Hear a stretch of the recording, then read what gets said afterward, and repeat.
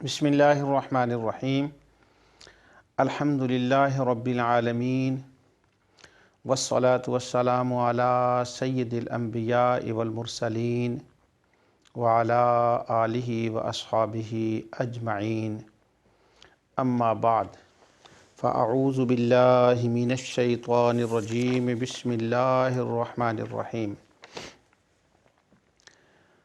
قل لا املک لنفسی نفعا ولا ضرا الا ما شاء اللہ صدق اللہ العظیم۔ الحمدللہ آج ازالہ شبہات کے پروگرام کے ساتھ میں حاضر ہوں۔ جیسے پہلے ایک طریقہ ہے کہ پہلے میں شبہ عرض کرتا ہوں اور اس کے بعد اس کا ازالہ عرض کرتا ہوں۔ عموماً شبہات اور ازالہ شبہات کا جب سے میں نے پروگرام شروع کیا ہے، ایک شبہ عرض کر کے اس کا میں جواب عرض کر دیتا ہوں اور اس کا ازالہ کر دیتا ہوں۔ آج جو میں نے آیہ کریمہ پڑھی ہے اس کے اندر 3 شبے ہیں اور اس کے 3 ازالے کرنے ہیں، اس لیے یہ ایک نشست میں نہیں، یہ ایک ایسا شبہ ہے جس کا ازالہ اللہ تعالیٰ کی توفیق سے انشاءاللہ کم از کم 3-4 نشستوں میں جا کر ہوگا۔ پہلے آپ شبہ سنیے اور اس کے بعد آگے اس کے ازالے کی طرف چلتے ہیں۔ شبہ پیش کرنے سے پہلے میں قرآن کریم کی یہ جو آیہ تلاوت کی ہے اس کا ترجمہ آپ کے سامنے عرض کر دوں، اور وہ معروف ترجمہ میں عرض کروں گا جو شبہ ڈالنے والے کرتے ہیں۔ اس کا ترجمہ کیا ہے اس کی تفصیل میں بعد میں جائیں گے، پہلے وہ ترجمہ جو وہ کرتے ہیں۔ قُل لا املک لنفسی، تم کہو، نبی کریم صلی اللہ علیہ وسلم سے اللہ رب العزت فرما رہا ہے کہ میں نہیں اختیار رکھتا اپنی جان کے لیے نفع کا یا نقصان کا، الا ما شاء اللہ، مگر جو اللہ چاہے۔ یہ آیت سورہ یونس میں بھی آئی ہے، سورہ 10 اور 49 میں، اور یہی آیت یہی الفاظ سورہ جن میں بھی آئے ہیں۔ تو 3 مقامات پر یہ قرآن کریم میں آیت آئی ہے۔ ویسے ملکیت کی نفی کی تو بے شمار آیات ہیں، لیکن میں اس کانٹینس میں کہ نبی کریم صلی اللہ علیہ وسلم کو کل کے ساتھ جو فرمایا گیا ہے اس کے ساتھ یہ 3 مقامات ہیں۔ اب پہلے شبہ سنیے کہ شبہ اس کے اندر کیا ہے۔ شبہ یہ ہے، ڈالنے والے یوں کہتے ہیں کہ نعت خوان جب نعت پڑھتے ہیں تو وہ رسول اللہ صلی اللہ علیہ وسلم کے لیے کہتے ہیں مالک کے کائنات کے مالک، اور وہ حضور صلی اللہ علیہ وسلم کے علاوہ انبیاء اور صالحین کے لیے بھی مالک کا لفظ بولتے ہیں، اور مالک بھی کہتے ہیں، نفع نقصان کا ان کو مالک بھی سمجھتے ہیں، جانتے ہیں، ان پر عقیدہ رکھتے ہیں۔ مگر اس آیت میں یہ فرمایا گیا ہے کہ صالحین تو ایک طرف رہے، اللہ کی ذات کے سوا تو خود نبی بھی اپنے نفع نقصان کا مالک نہیں ہے۔ وہ نہ خود کو نفع پہنچا سکتا ہے نہ نقصان پہنچا سکتا ہے۔ جب وہ خود نہیں تو اولیاء کیسے؟ اب الا ما شاء اللہ کا معنی یہ ہے کہ صرف نفع اور نقصان پہنچانے والی اللہ کی ذات ہے۔ تو اللہ کا یہ مقام و مرتبہ، اس کی یہ شان ہے کہ وہ نفع نقصان لوگوں کو پہنچاتا ہے۔ اگر یہ عقیدہ جب انبیاء اور صالحین کے بارے میں مان لیا جائے تو یہ کہنے والا گویا شرک کا ارتکاب کر رہا ہے، وہ شرک کر رہا ہے اور شرک کا مرتکب ہو رہا ہے۔ تو وہ کہہ رہا ہے کہ یہ اختیار رکھتے ہیں، حالانکہ اللہ کی ذات اور یہ کے سوا کوئی اختیار نہیں رکھتا۔ تو کسی کو مالک کے نفع نقصان کہنا یا جاننا، اس کے لیے اشعار پڑھنا، یہ تقریر میں یہ الفاظ استعمال کرنا، یہ صریحاً شرک ہے اور عقیدہ توحید کے خلاف ہے۔ آگے چلنے سے پہلے ایک چھوٹا سا اس کو آپ لطیفہ سمجھ لیں کہ میں آپ کو ایک لطیفے کے طور پر یہ بات سناتا ہوں۔ پہلا حصہ تو لطیفے کا نہیں، آخری والا شاید بن جائے۔ قرآن کریم کو جب ہم تلاوت کرتے ہیں، یا جتنے لوگ بھی قرآن کی تلاوت کرتے ہیں، وہ تلاوت کرنے کے بعد متعدد بار جب تلاوت کرتے ہیں تو کسی نہ ہر ایک کو قرآن کی کوئی نہ کوئی آیت سے زیادہ لگاؤ اور محبت ہو جاتی ہے۔ ویسے تو سارا قرآن ہی اللہ کا کلام ہے، تو کسی نہ کسی آیت سے لگاؤ ہو جاتا ہے۔ مثلا امام قرطبی فرماتے ہیں کہ مجھے ان اللہ یأمرکم بالعدل والاحسان، اس آیت سے زیادہ لگاؤ ہے، یہ پسندیدہ آیت ہے۔ علامہ ابن کثیر فرماتے ہیں قل یا عبادی الذین اسرفوا علی انفسہم لا تقنطوا من رحمت اللہ، اے میرے بندو جب تم اپنی جانوں پہ ظلم کر لو تو اللہ کی رحمت سے نا امید نہ ہو۔ وہ فرماتے ہیں یہ میری پسندیدہ آیت ہے۔ ہمارے دور حاضر کے عظیم مفکر، محدث، مفسر قرآن حضرت علامہ غلام رسول سعیدی دامت برکاتہم العالیہ نے قرآن کریم کی ایک تفسیر لکھی تبیان القرآن کے نام سے، وہ ضخیم تفسیر ہے۔ وہ فرماتے ہیں میں نے کئی بار قرآن کو پڑھا اور میری پسندیدہ قرآن کی آیت یہ ہے ما یفعل اللہ بعذابکم ان شکرتم وآمنتم، اللہ فرماتا ہے میرے بندو میں نے بھلا تمہیں عذاب دے کر کیا کرنا ہے، اللہ اکبر، بس تم ایمان لاؤ اور شکر کرو تو اللہ تو شکر کرنے والوں کی قدر فرمانے والا ہے۔ اور وہ فرماتے ہیں دوسری میری آیت پسندیدہ یہ ہے لا الہ الا انت سبحانک انی کنت من الظالمین۔ اسی طرح ہمارے ایک فاضل دوست ہیں، وہ کہا کرتے ہیں یا ایتھا النفس المطمئنہ ارجعی الی ربک راضیۃ مرضیہ، یہ میری پسندیدہ وہ فرماتے ہیں آیت ہے۔ لیکن میں اپنے بارے میں بھی عرض کر دوں کہ کئی قرآن کریم کی آیات ہیں، لیکن ان میں سے ایک آیت وَلَسَوْفَ يُعْطِيكَ رَبُّكَ فَتَرْضَىٰ اور مقام محمودہ، یہ میری ذاتی پسندیدہ آیتیں ہیں۔ یہ میں نے بات اس لیے کی تاکہ اگلی بات کی سمجھ آ جائے۔ تو ہر ایک کی قرآن میں کوئی نہ کوئی پسندیدہ آیت ہوتی ہے۔ مجھے درجنوں خوارج علماء ایسے ملے کہ جن سے میں نے یہ سوال کیا کہ قرآن کی سب سے زیادہ آیت آپ کو پسند کون سی ہے، تو انہوں نے یہ جو ابھی میں نے تلاوت کی ہے کہ لا املک الا نفسی نفعا ولا ضرا الا ما شاء اللہ، کہ مجھے نبی کریم صلی اللہ علیہ وسلم کے بارے میں اللہ فرماتا ہے کہ تو کہہ دے کہ میں کسی کو نفع نقصان نہیں پہنچا سکتا۔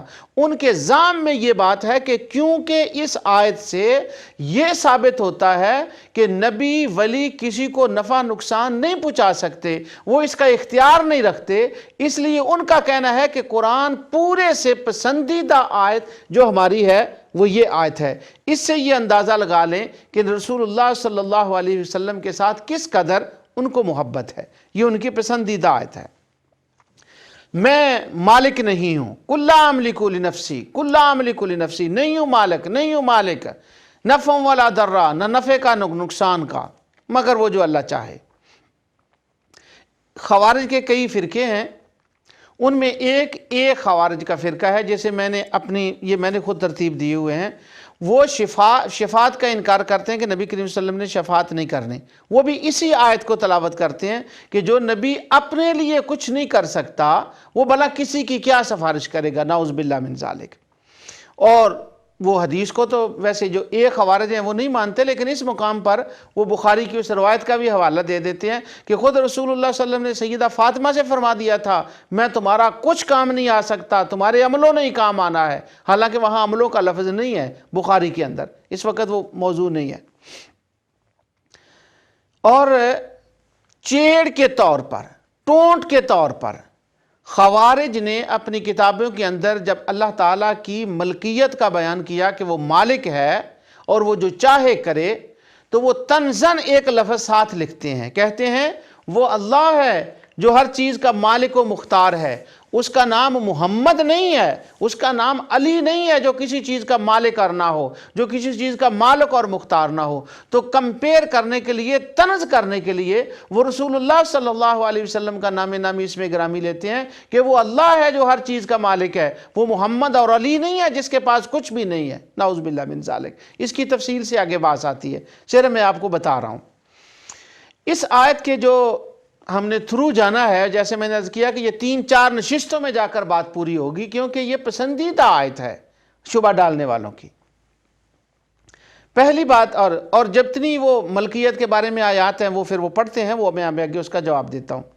یہاں پر صرف مختصر طور پر اتنی بات سمجھ لیں کہ یہ آیت نازل کیوں ہوئی تھی، وہ حالات کیا تھے جن حالات میں یہ آیت نازل ہوئی تھی، اور کیا رسول اللہ صلی اللہ علیہ وسلم واقعی یہ بات ہے کہ وہ اپنی ذات کے لیے نفع نقصان کے مالک نہیں ہیں، ان کو کوئی اختیار نہیں ہے، یہ بات درست ہے اور آیت کا یہی ترجمہ بنتا ہے۔ جب میں نے ایک ترجمہ کیا تو ممکن ہے آپ کے ذہن میں بھی یہ بات آئی ہو، لیکن جب میں اس کی تفصیل بیان کروں گا اللہ تعالیٰ کی توفیق سے تو پتہ یہ چلے گا کہ رسول اللہ صلی اللہ علیہ وسلم کی اس آیت میں نعوذ باللہ اللہ تعالیٰ نے شان گھٹائی نہیں ہے، بلکہ مصطفیٰ کی شان کی عظمت والی قرآن کی سب سے پسندیدہ آیت میری یہی ہے، اس کنٹینس میں کہیں کہ حضور کی بڑائی اس میں اللہ تعالیٰ نے بیان فرمائی ہے۔ لیکن شبہ ڈالنے والوں کا ذرا خیال اس طرف نہیں گیا، وہ کیا حالات تھے، کیوں یہ فرمایا گیا، کہاں کیوں کہا گیا؟ وجہ یہ تھی کہ مشرکین جو تھے وہ جنات کو اور اپنے بتوں کو خدا کی خدائی میں حصے دار اور مالک جانتے تھے، اور وہ یہ کہتے تھے کہ خدا کی عطا کے بغیر ان کے پاس اپنی اتنی طاقت ہے کہ اگر خدا ہمیں بیمار کرے تو یہ تندرست کر سکتے ہیں، اور اگر خدا تندرست کرے تو یہ نفع نقصان یہ ہمیں بیمار کر سکتے ہیں، کیونکہ خدا کی خدائی، خدا کی سلطنت میں ان کا حصہ ہے، ان کا تصرف ہے، یہ سلطنت خدا کی چلانے میں اس کے مددگار ہیں، نعوذ باللہ من ذالک۔ تو وہ کنٹینس تھا جس کنٹینس میں یہ آیت آئی ہے۔ دوسرا، نمرود، میں ایک مثال دیتا ہوں، اور فرعون، وہ تو اس بات کے تھے، قال یا قوم الیس لی ملک مصر وہذہ الانہار، سورہ زخرف میں اللہ تعالیٰ فرماتا ہے وہ کہتا تھا میں مالک ہوں ملک مصر کا، یہ میرے حکم سے سارا کچھ چلتا ہے۔ تو چونکہ وہ ملکیت کیا اپنے اندر جو اثبات کرتے تھے ان کا وہ رد تھا، اس کی آگے جا کر تفصیل آتی ہے۔ لیکن اس کا آخری جملہ جو ہے اس پر وہ عموماً توجہ نہیں دی جاتی، ابھی میں اس کی تلاوت کرتا ہوں انشاءاللہ اللہ تعالیٰ کی توفیق سے۔ تو یہ تھی وہ چیزیں کہ جن حالات میں یہ آیت نازل ہوئی کہ ان کا رد مقصود تھا۔ دوسرا، یہ ایک بات سن لیں، اس کی تفصیل آگے آئے گی۔ قرآن کریم کا یہ طریقہ کار ہے کہ قرآن جب کسی کے لیے اسبات ثابت کرتا ہے، فرماتا ہے کہ یہ کام یہ کر سکتا ہے یا یہ چیز اس کے پاس ہے، تو یہ قرآن کا سٹائل ہے گفتگو کرنے کا، وہ پہلے ایک چیز کی نفی کرتا ہے اور بعد میں اس چیز کا اثبات کرتا ہے۔ اس کی مثال یوں ہے، اس کو کہتے ہیں لا اور الا کی بحث۔ الا کی ورڈ ہے تو قرآن کے کی ورڈ سمجھنے چاہیے۔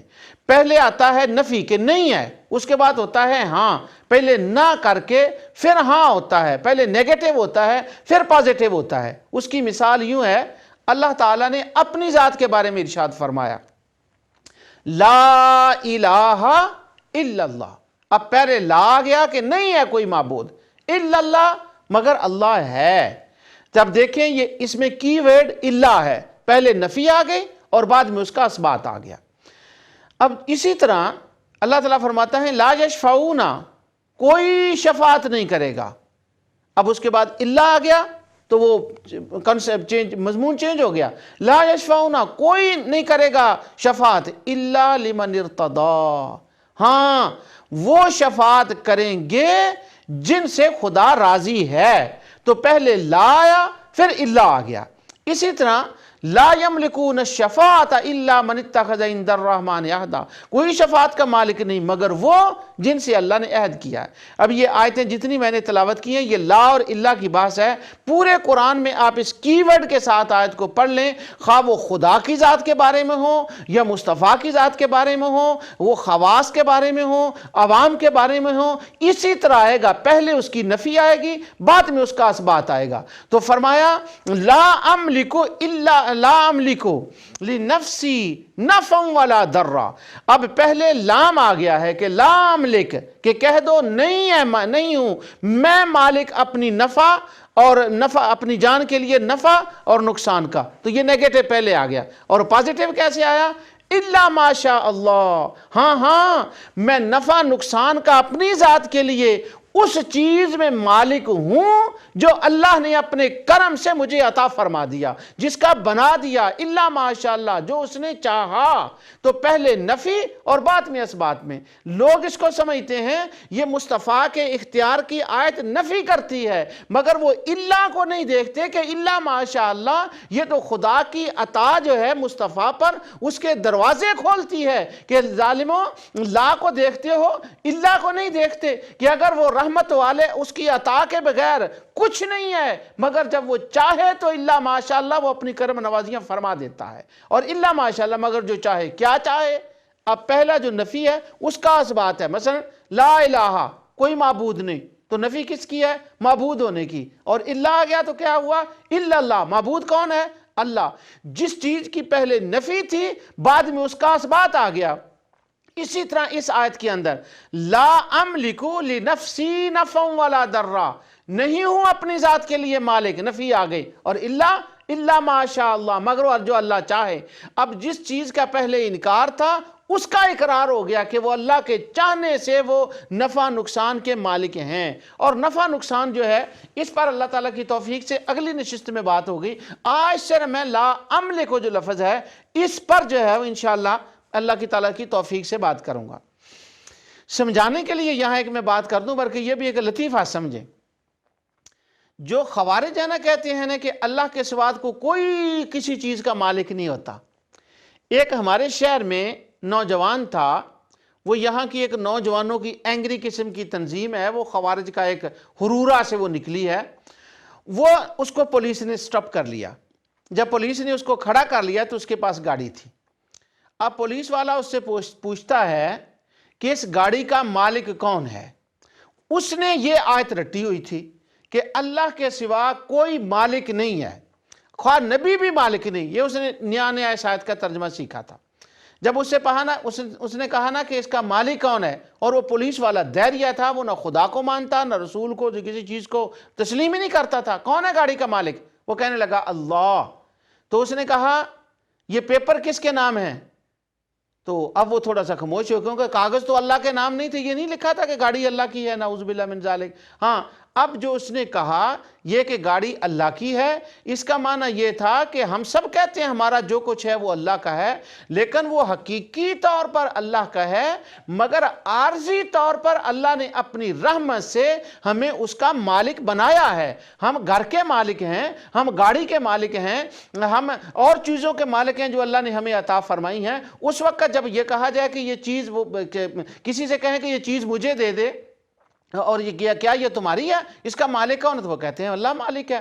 تو ان کے ذہن میں اتنی ایک رٹ لگا دی گئی تھی کہ اس نے کہا گاڑی بھی اللہ کی ہے، یعنی یہ جو چلان کرنا ہے میری گاڑی کا میرے خلاف، نعوذ باللہ وہ اللہ کے خلاف چلان کرو۔ یہ حماقت تھی انتہا درجے کی، لا اور اللہ کی بات سے نہ سمجھنے کی۔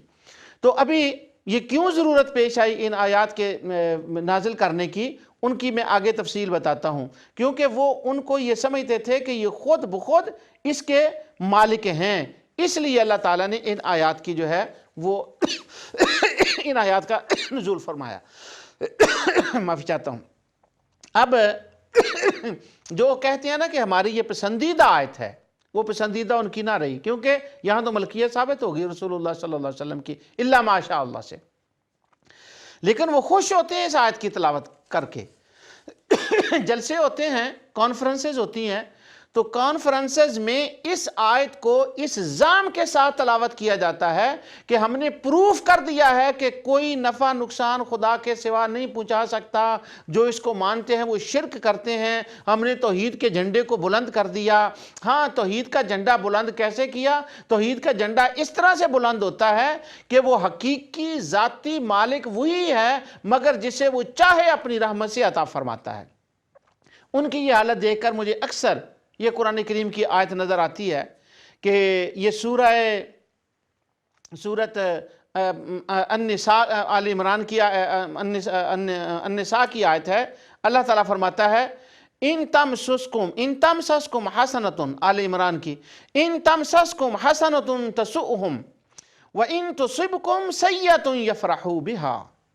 اے میرے حبیب صلی اللہ علیہ وسلم، اگر تمہیں کوئی آسودگی، خوشی حاصل ہو تو ان کو بری لگتی ہے، اور وَإِن تُصِبْكُمْ سَيِّئَةٌ يَفْرَحُوا بِهَا، اگر جنگ میں تمہیں کوئی تکلیف پہنچے، ہار ہو جائے، کوئی معاملہ ہو جائے، تو یفرحوا بها، یہ بغلیں بجانے لگتے ہیں، خوش ہو جاتے ہیں، کہتے ہیں یہ ہمارا پسندیدہ کام ہوا ہے۔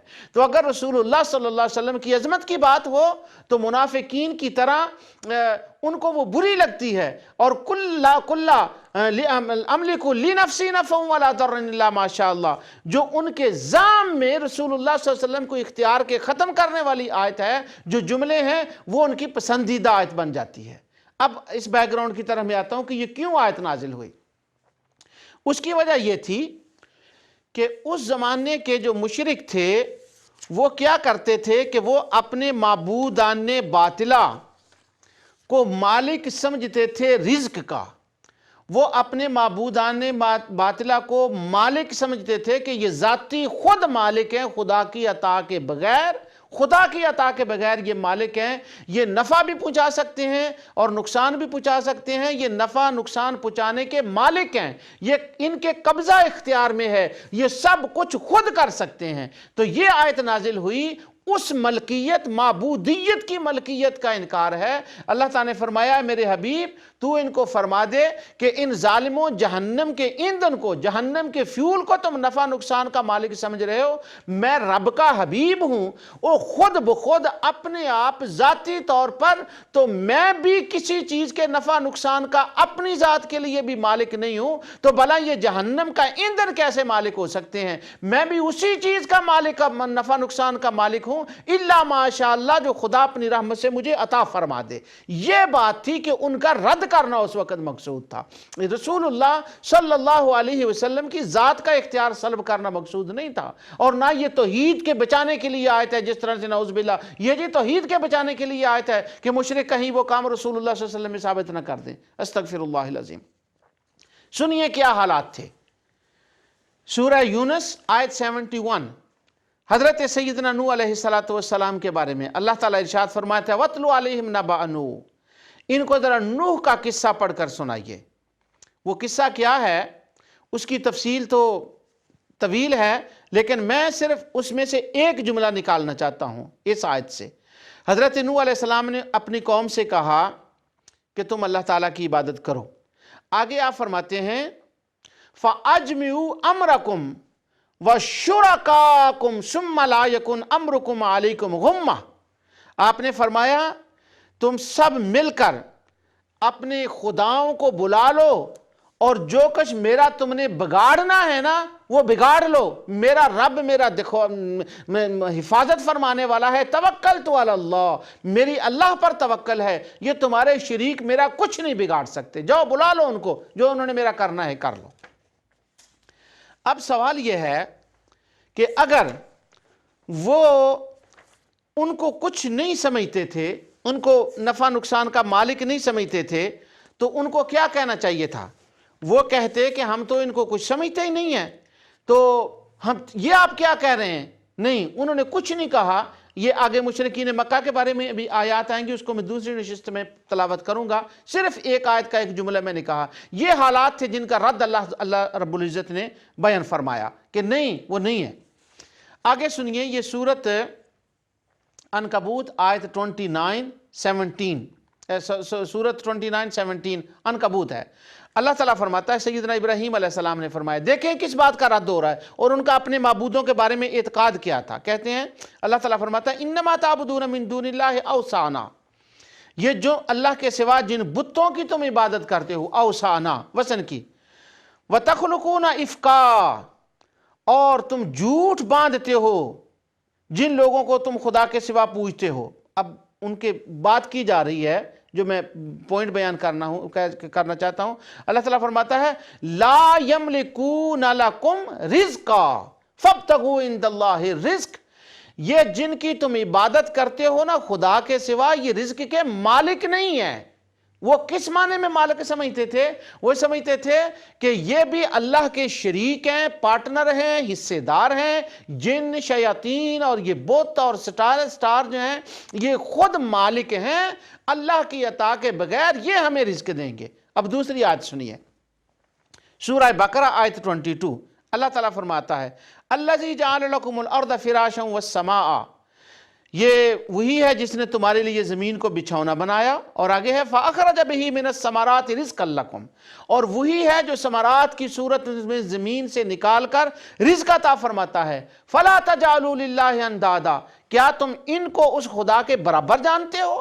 اب ملکیت کی بات ظاہر ہو گئی کہ وہ ملکیت کس معنی میں جانتے تھے کہ یہ رزق دینے کے خود بخود مالک ہیں، اور ہم جب یہ کہتے ہیں کہ رسول اللہ صلی اللہ علیہ وسلم مالک ہیں تو ہم یہ کہتے ہیں کہ اللہ عطا فرمانے والا ہے، مصطفیٰ اس کے تقسیم کرنے والے ہیں، اور اللہ کی عطا سے الا ماشاء اللہ، الا ماشاء اللہ، ہاں جو اللہ چاہے، جو اللہ چاہے، جو اللہ چاہے وہ ان کو عطا فرماتا ہے، اور اس کے قاسم ہے کائنات کے مالک محمد رسول اللہ صلی اللہ علیہ وسلم، یعنی عطا فرماتا ہے خدا کی ذات، ہاں اس کا ڈیپو مدینے میں ہے اور مصطفیٰ اس کو تقسیم کرنے والے ہیں۔ یہ معنی ہے ملک کا۔ وہ کیا سمجھتے تھے؟ وَيَعْبُدُونَ سورۃ النحل اور آیت 73، وَيَعْبُدُونَ مِن دُونِ اللَّهِ مَا لَا يَمْلِكُ لَهُمْ رِزْقًا مِّنَ السَّمَاوَاتِ وَالْأَرْضِ، اللہ تعالیٰ فرماتا ہے اور خدا کے سوا جن کی تم عبادت کرتے ہو، جن کو تم پکارتے ہو، ان کو زمین اور آسمان میں روزی دینے کا ذرا بھی اختیار نہیں ہے۔ اب وہ ان کو مختار مانتے تھے، اس لیے تو یہ سارا کچھ کہا گیا ہے۔ تو معنی یہ نکلا کہ ان کو مختار ماننا تھا اور وہ مانتے تھے، اور رسول اللہ صلی اللہ علیہ وسلم نے اس قسم کے ملکیت و اختیار کا انکار کیا، اور اللہ تعالیٰ کی ذات نے اس کا ان حضور کی زبان سے انکار کروایا۔ ہاں جو گرانٹڈ ملکیت ہے مصطفیٰ علیہ السلام کو، وہ ایک تو الا ماشاء اللہ سے اسی آیت سے ثابت ہوتی ہے، اور دوسری آیات میں آپ کے سامنے ابھی تلاوت کرتا ہوں۔ یہ تھی وہ آیات جن سے یہ ثابت ہوا کہ مشرکین مکہ کا اعتقاد اس وقت کیا تھا، ان کا رد کرنا مقصود تھا، اور یہ ظاہر کرنا مقصود تھا کہ میں ذاتی طور پر اپنے آپ کسی چیز کا مالک نہیں، الا ماشاء اللہ، مگر اس کا مالک ہوں جو اللہ نے جن چیزوں کا مجھے مالک بنا دیا ہے۔ اب وہ جو گرانٹڈ ملکیت ہے جس کو ہم عطائی ملکیت کہتے ہیں، اب اس کی تفصیل کی طرف آتے ہیں۔ اللہ تعالیٰ نے سب سے پہلے عام لوگوں کے بارے میں جو ارشاد فرمایا وہ سنیے، سورۃ النساء اور آیت 24، وَالْمُحْصَنَاتُ مِنَ النِّسَاءِ إِلَّا مَا مَلَكَتْ أَيْمَانُكُمْ، اللہ تعالیٰ فرماتا ہے جو شوہر والی عورتیں ہیں، یعنی جو شادی شدہ عورتیں ہیں، وہ تم پر حرام ہے کہ تم ان سے اس سچویشن میں نکاح کرو کہ پہلے بھی ان کا کسی سے نکاح ہو اور تم بھی ان سے کر لو، یہ حرام ہے۔ اچھا، والمحصنات، اب وہ پہلے جو تھا نا، جیسے میں نے کہا کہ پہلے لا ہوتا ہے نفی، اور اب اس کی اثبات ہو رہا ہے، الا ما ملکت، ہاں وہ عورتیں، وہ لونڈیاں جو جن کے تم مالک ہو، جن کا میں نے تمہیں مالک بنا دیا ہے، ان کے ساتھ تم نکاح کر سکتے ہو۔ اب اللہ تعالیٰ مالکت عام لوگوں کو فرما رہا ہے جن کے تم مالک ہو۔ اگر ادھر تو یہ تھا کہ کوئی کسی چیز کا مالک نہیں ہوتا، اگر کوئی مالک ہی نہیں ہوتا تو الا ما ملکت کا کیا معنی ہے؟ لوگ قرآن میں قرآن کا جب ترجمہ کرتے ہیں تو صرف لا کو دیکھتے ہیں، الا اللہ کو نہیں دیکھتے، لا الہ دیکھتے ہیں۔ دیر یہ بھی ایسا ہی کرتے ہیں، جو ایتھیسٹ ہے ہمارے انگلینڈ کے ملک میں، امریکہ میں، یہ مغربی ممالک میں، وہ ہمیشہ لا کو دیکھتے ہیں، لا الہ، وہ کہتے ہیں تمہارے قرآن میں خود لکھا ہے کوئی اللہ ہے ہی نہیں، یہ ہمیں دلیل دیتے ہیں، لا لکھا ہے قرآن میں۔ ہم ان کو یہ بتاتے ہیں اللہ کے بندو لا الہ نہ پڑھو کرو، الا اللہ بھی پڑھا کرو، کہ لا کے بعد الا اللہ بھی ہے، لا املک لنفسی نفعا ولا ضرا الا ما شاء اللہ، الا بھی پڑھو۔ اس آیت میں بھی ہے والمحصنات من النساء، ہاں وہ عورتیں حرام ہیں جن کے شوہر موجود ہیں، تو پھر جائز کون سی عورتیں ہیں؟ الا ما ملکت، وہ جو تمہاری لونڈیاں جن کے تم مالک ہو، تو یہاں الا کے ساتھ ان کا اثبات ہو گیا۔ اسی سورت النساء سورت آیت 25، وہ 24 تھی، اگلی آیت سنیں، اللہ تعالیٰ فرماتا ہے فَمِمَّا مَلَكَتْ أَيْمَانُكُمْ، وہ جو تمہاری ملکیت ہیں جن کے تم مالک ہو۔ اب عام آدمی تو غلام اور لونڈیوں کا مالک ہو، اور مصطفیٰ علیہ السلام اپنی ذات کے لیے بھی کسی چیز کے مالک نہ ہو۔ اور سورت 32 سورت النور میں وَأَنكِحُوا الْأَيَامَ مِنكُمْ وَالصَّالِحِينَ مِنْ عِبَادِكُمْ وَإِمَائِكُمْ، اور تم اپنے غلاموں کے نکاح کر دو، اپنی لونڈیوں کے نکاح کر دو جن کے تم مالک ہو۔ ہم تو اپنی غلاموں کے مالک ہوں، ہم تو اپنی لونڈیوں کے مالک ہوں، ہم تو اپنے مکانوں کے مالک ہوں، ہم تو اپنی یہ بیوی کا مالک ہے۔ وہ عورتیں کہتی ہیں یہ میرا مالک ہے، بیوی کا مالک، ہسبینڈ اس کا مالک، بیوی کا مالک ہو، کار کا مالک ہو، زمین کا مالک ہو، ہم تو ساری چیزوں کے مالک ہوں۔ اور رسول اللہ صلی اللہ علیہ وسلم کے لیے لنفسی نفع ولا ضر، نا وہ تو اپنی کسی چیز کے لیے بھی مالک نہیں ہے۔ سبحان اللہ، حق ادا کر دیا، لا الہ الا اللہ محمد رسول اللہ کلمہ پڑھنے کا خارجی ہو، تم نے حق ادا کر دیا ہے۔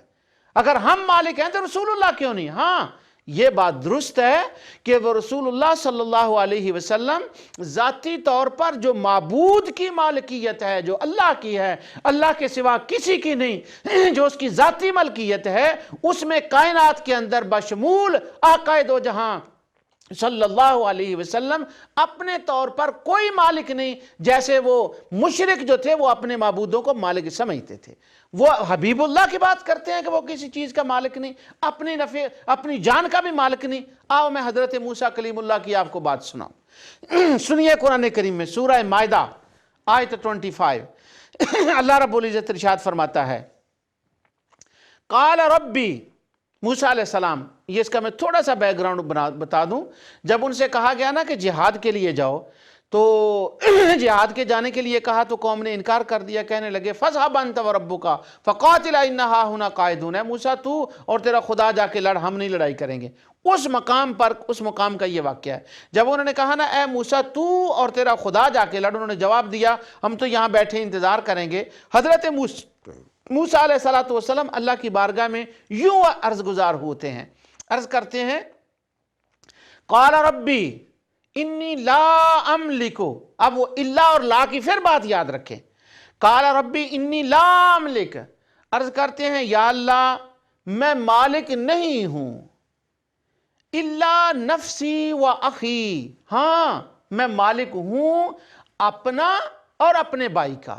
اب یہاں بھی نفسی ہے، اور وہاں بھی جو پہلے آیت میں آپ کے سامنے تلاوت کر آیا ہوں، جس کو خوارج علماء کہتے ہیں یہ ہماری پسندیدہ قرآن کی آیت ہے، اس میں پھر سن لیے قُلْ لَا أَمْلِكُ لِنَفْسِي، وہاں بھی نفسی ہے، یعنی وہ یہ کہتے ہیں کہ نفسی کا مطلب ہوتا ہے اپنا، یعنی موسیٰ کلیم اللہ تو جان کے مالک ہیں، مگر جو اللہ کے حبیب ہیں وہ مالک نہیں ہیں، اور وہ کہتے ہیں اللہ نفسی و اخی، اپنے بھائی کا بھی مالک ہوں، اس کا بھی میرا ان پر بھی اختیار ہے، اپنی جان پر بھی اختیار ہے۔ ظاہر ہے مانا تو یہی تھا کہ اگر یہ نہیں جاتے تو میں اور اپنے بھائی کو تو ساتھ لے کر میں جا سکتا ہوں، لیکن بات لا املک اور اللہ کی ہے، ملکیت کی ہے۔ موسیٰ علیہ السلام نے املک کا لفظ استعمال فرمایا ہے کہ ہاں میں مالک ہوں۔ یارو اگر خدا کا کلیم اپنی جان کا مالک ہو سکتا ہے تو خدا کا حبیب اپنی جان کا مالک کیوں نہیں ہو سکتا؟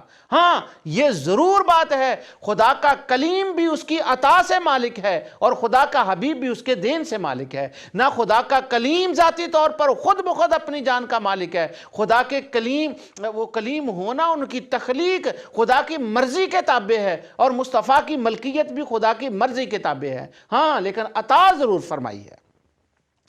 پھر سنیے آیت لا املک الا نفسی و اخی، موسیٰ علیہ السلام فرماتے ہیں۔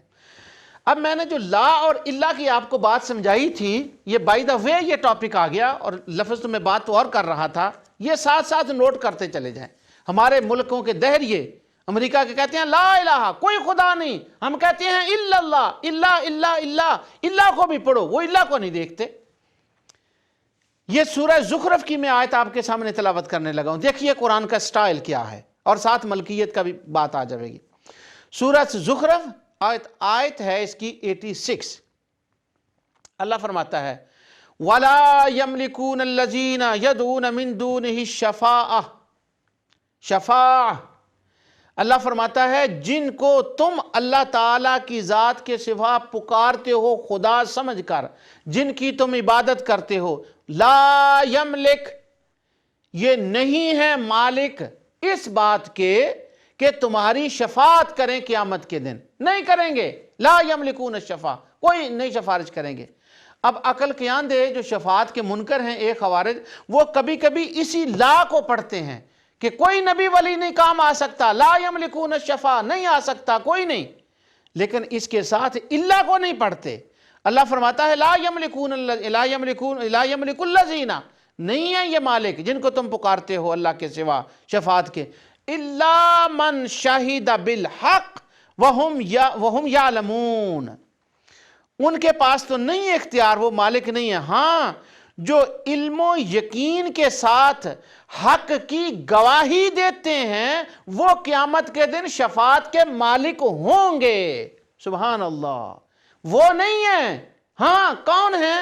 جو حق کے ساتھ گواہی دیتے ہیں، وہ مالک ہوں گے۔ کس بات کے مالک ہوں گے؟ شفاعت کرنے کے مالک ہوں گے۔ بھلا جو خود نہ بخشا گیا ہو، جو اپنی ذات کے لیے کچھ نہ کر سکتا ہو، وہ سفارش کرا کے اوروں کے لیے کیا کر سکتا ہے؟ لیکن اب فرماتا ہے نہیں، من شہدہ بالحق، انہوں نے میرے نام کی گواہی دی ہے، انہوں نے سچی بات کی ہے، بس اس برکت سے میں نے ان کو شفاعت کا مالک بنا دیا ہے۔ اور پھر اس میں دیکھیں دو لفظ آئے ہیں، لا یملک الذین یدعون من دونہ الشفاعہ الا من شاہد، الا من شاہد، ہاں جو گواہ ہوا، جس نے اس بات کی گواہی دی۔ اب سورہ مریم، یہ میں آپ کو یہ بتا رہا ہوں کہ خوارج کہنے والے کہتے ہیں رسول بھی مالک نہیں، اور یہاں دیکھیں اللہ نے ملکیت مالکوں کی لائنیں لگا دی ہیں۔ سورہ مریم اور آیت 87 اللہ ارشاد فرماتا ہے لا یملکون الشفاعہ الا من اتخذ عند الرحمن عہدا، کوئی مالک نہیں، یہ پہلا لا کوئی مالک نہیں ہے جو شفاعت کرے۔ یا اللہ کوئی بھی نہیں؟ فرمایا نہیں، لا الہ الا اللہ نہیں پڑھا، صرف لا الہ نہ پڑھا کرو، الا اللہ بھی پڑھا کرو۔ آگے دیکھو الا من اتخذ عند الرحمن عہدا، ہاں شفاعت کا مالک کوئی نہیں ہے مگر وہ شفاعت کے مالک ہوں گے۔ کون؟ جن سے خدا نے محبت کی بنا پر، ان کی عظمت کی بنا پر ان سے وعدہ فرما لیا ہے کہ ہاں قیامت کے دن تم شفاعت کے مالک ہوگے، ہاں جن سے خدا کا وعدہ ہے وہ مالک ہوں گے۔ یعنی کسی کی نفی بھی ہے اور کسی کا انکار بھی ہے اور کسی کا اقرار بھی ہے اور کسی کا اثبات بھی ہے۔ دشمن کو لیے لا ہے اور اپنوں کے لیے الہ ہے، اور غیروں کے لیے لا الہ ہے، اور خدا کی اپنی ذات کے اثبات کے لیے الا اللہ ہے۔ لا یملکون الشفاعہ، یہ شیطانوں کے لیے ہے، یہ بتوں کے لیے ہے، یہ شیطان اور جنات کے لیے ہے، یہ ستاروں کے لیے لا چلتا ہے، اور الا مصطفیٰ اور اولیاء کے لیے چلتا ہے۔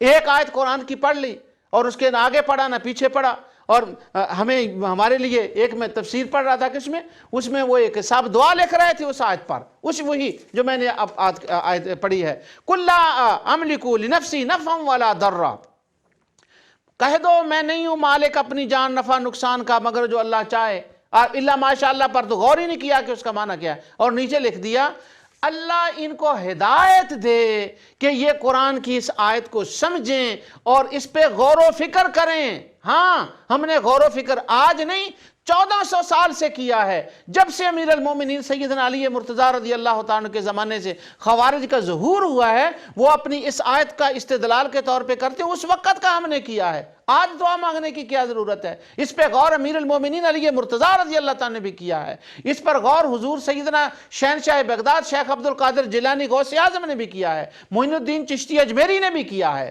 امام بخاری نے بھی کیا ہے۔ اٹھائیں امام بخاری کی، وہ حدیث میرا ٹاپک نہیں ہے، ورنہ اللہ کی توفیق سے میں لائنیں لگا دوں کہ امام بخاری اس پر کیا فرماتے ہیں۔ لا یملکون الشفاعہ الا من اتخذ عند الرحمن عہدا، شفاعت کی ملکیت نہیں ہے مگر وہ جن سے اللہ کا عہد ہے، جنہوں نے اللہ سے عہد لے لیا۔ اس کا مطلب ہے اللہ والے کو ہیں۔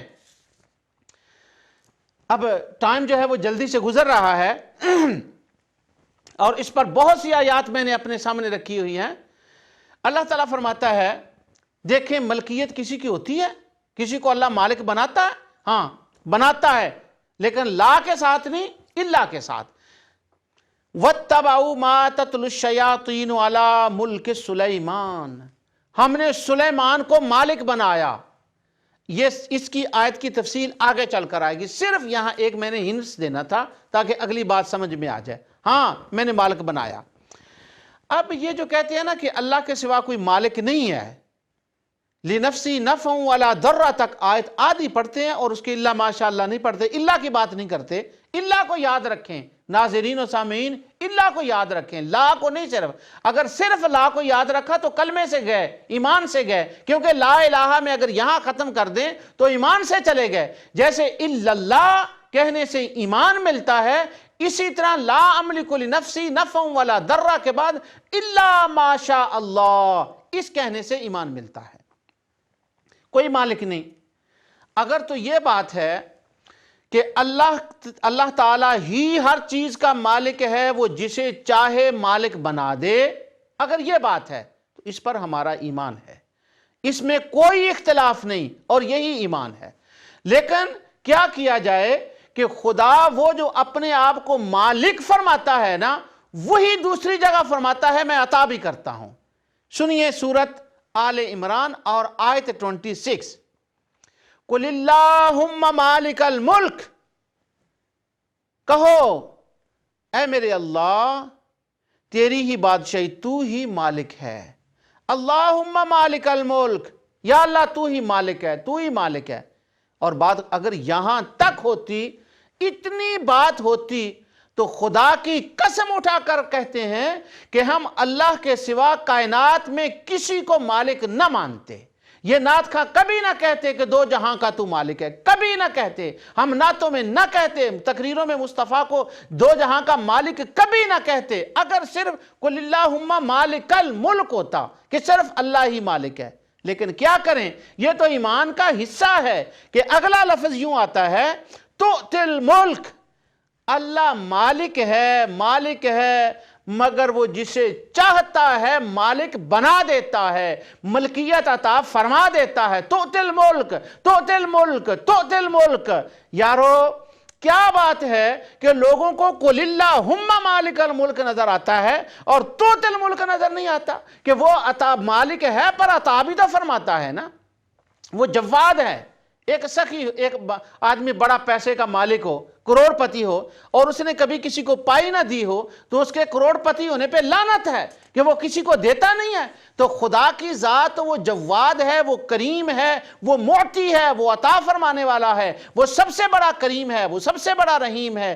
اگر وہ مالک ہو اور کسی کو ملکیت عطا ہی نہ فرمائے تو ظالموں خارجیوں یہ تو بتاؤ کہ خدا کا جواد ہونا، اس کا سخی ہونا، اس کا کریم ہونا کدھر جائے گا؟ وہ فرماتا ہے قُلِ اللَّهُمَّ مَالِكَ الْمُلْكِ، ہاں میں مالک ہوں، اور میری سخاوت کا یہ عالم ہے کہ تؤتی الملک من تؤتی الملک، میں جسے چاہوں عطا فرماؤں۔ اور ہمارا کم از کم لا الہ الا اللہ محمد رسول اللہ صلی اللہ علیہ وسلم پڑھنے والوں کا اتنا ضرور ایمان ہونا چاہیے کہ جب اس نے عطا فرمایا تھا، عطا فرمانے کی باری آئی تو کائنات میں سب سے زیادہ جس کو عطا فرمایا وہ اِنَّا أَعْطَيْنَاكَ الْكَوْثَرَ، وہ اپنے حبیب کو عطا فرمایا۔ اب اِنَّا أَعْطَيْنَاكَ الْكَوْثَرَ نظر نہیں آتا۔ قرآن کریم کی لنکس کی آیت ہوتی ہیں کہ وہ کس طرح ایک آیت کا دوسری آیت سے تعلق ہوتا ہے۔ تو میرے ناظرین اس آیت کو ضرور یاد رکھیں، قُلِ اللَّهُمَّ مَالِكَ الْمُلْكِ تؤتی الملک، تؤتی الملک، تؤتی الملک، تؤتی الملک۔ افتؤمنون ببعض الکتاب وتکفرون ببعض، اللہ رب العزت ارشاد فرماتے ہیں کچھ آیتوں پر ایمان لاتے ہو اور بعض کا انکار کرتے ہو، یعنی لا والی آیتوں کو مانتے ہو اور اللہ پر دھیان نہیں دیتے، اس کا انکار کرتے ہو۔ صرف قُلِ اللَّهُمَّ مَالِكَ الْمُلْكِ کو مانتے ہو، تؤتی الملک کو کیوں نہیں مانتے؟ کون ملکیت؟ عطائی ملکیت۔ حضرت سیدنا یوسف علیہ السلام اللہ کی بارگاہ میں یوں عرض گزار ہوتے ہیں، سنیے لا املکو کا کیا مطلب ہے لنفسی کا۔ رب قد آتیتنی من الملک وعلمتنی من تأویل الاحادیث، یعنی جب یہ سب باتیں ہولیں تو یوسف علیہ السلام نے اللہ تعالیٰ کے آگے یوں دعا کی، اے میرے پروردگار تو نے مجھے حکومت سے بہرا دیا، عطا فرما دی اور خوابوں کی تعبیر کا علم بخش دیا۔ تو اللہ کے حضور وہ شکر ادا کرتے ہیں، رب قد آتیتنی، تو نے مجھے عطا فرما دیا، مالک بنا دیا۔ کس بات کا؟ ملک کا بھی مالک بنا دیا، مصر کا مالک بنا دیا۔ یعنی قرآن کریم میں سورہ بقرہ میں اللہ تعالیٰ فرماتے ہیں نمرود کے بارے میں، أَلَمْ تَرَ إِلَى الَّذِي حَاجَّ إِبْرَاهِيمَ فِي رَبِّهِ أَنْ آتَاهُ اللَّهُ الْمُلْكَ ابراہیم علیہ السلام کی ڈیبیٹ ہوئی ان سے، آتاہ اللہ الملک، اس بادشاہ سے جس کو اللہ تعالیٰ نے عراق کا مالک بنا دیا۔ یعنی اگر فرعون مالک ہو مصر کا، اور نمرود، یہ میں اردو میں کہہ رہا ہوں، ویسے عربی میں نمروز زال کے ساتھ لکھا جاتا ہے، نمروز یا نمرود، اگر نمرود عراق کا مالک ہو تو قبول ہے، اور اگر فرعون مصر کا مالک ہو تو قبول ہے، اور اگر مصطفیٰ کائنات کا مالک ہو تو شرک ہے، عقیدہ توحید کے خلاف ہے، توحید نہیں بچتی، وہ توحید بچتی نہیں، توحید تبھی بچتی ہے جب قل اللہم مالک الملک تؤتی الملک کے بعد کہو۔ یوسف علیہ السلام مالک، اور وہ ملکیت تھی۔ اللہ تعالیٰ فرماتے ہیں سورہ یوسف میں آیت 72، قالوا نفقد سواء الملک، جب وہ یوسف علیہ السلام کو وہ پیالہ جو کپ تھا وہ گم ہوا اور قافلہ چل پڑا ان کے بھائیوں کا، تو انہوں نے آواز دی، کہنے لگے کہ بادشاہ کا گلاس گم ہو گیا ہے، سواء الملک، بادشاہ کا۔ کون بادشاہ؟ جس کو خدا نے قل اللہم مالک الملک تؤتی الملک سے بادشاہ بنا دیا۔ یوسف علیہ السلام کی ملکیت ثابت ہو رہی ہے۔ یہاں پر میں آپ کو ایک اور تھوڑا سا ہنٹس دے دوں، یہ میں نے اپنے پچھلے لیکچروں میں بہت کلیئر کیا ہے کہ کائنات کے اندر جو اختیارات عطائیں ہیں یہ عارضی ہیں، یہ مجازن ہیں، یہ حقیقتاً نہیں ہیں، لیکن مجازن ہم ان کو سب کچھ مانتے ہیں کہ اللہ کی عطا سے، اور جب تک اللہ چاہے ان کا مالک بناتا ہے۔ یہاں ایک میں اور بات بتاؤں آپ کو، ترکی ملک ہے تو ترکی ملک کن کا ہے؟ تو ترکی ترکستان والوں کا ہے، اور پاکستان پاکستان والوں کا ہے، ہندوستان ہندوستان والوں کا ہے، ایرانیوں کا ایران ہے، افغانیوں کا افغانستان ہے، اور برطانیہ والوں کا انگلستان ہے۔ تو جس خدا نے ترکیوں کو ترکستان کا مالک بنایا، پاکستانیوں کو پاکستان کا مالک بنایا، ایرانیوں کو ایران کا مالک بنایا، افغانیوں کو افغانستان کا مالک بنایا، انگلستان والوں کو انگلستان کا مالک بنایا، اسی خدا نے مصطفیٰ کو دو جہاں کا مالک بنایا۔ یہ فرق ہے ملکیت کا۔ ہاں جی نہیں، انگلستان اللہ کا ہے، اچھا اگر اللہ کا ہے تو ذرا آ کے دکھائیے، جو باہر کے ممالک ہیں تشریف لائیے، ذرا آئیے، اگر یہ مالک انگلستان والے نہیں ہیں تو تشریف لائیے، ذرا آئیے آ کے یہاں رہیے، امریکہ والے مالک نہیں ہیں تو جائیے تشریف لائیے، ذرا آ کے دکھائیے۔ ویزے کے لیے تو 10-10 لاکھ کی چک دیتے ہیں، وہ ہزاروں ہیرا پھیریاں کرتے ہیں، اور ملک میں آنے کے لیے کیوں؟ اگر انگلستان والے انگلستان کے مالک نہیں ہیں، خدا ہی مالک ہے، تو خدا کی تو ساری زمین ہے، پھر جہاں جاؤ چلے تمہیں تو آنا چاہیے، کیوں نہیں آتے؟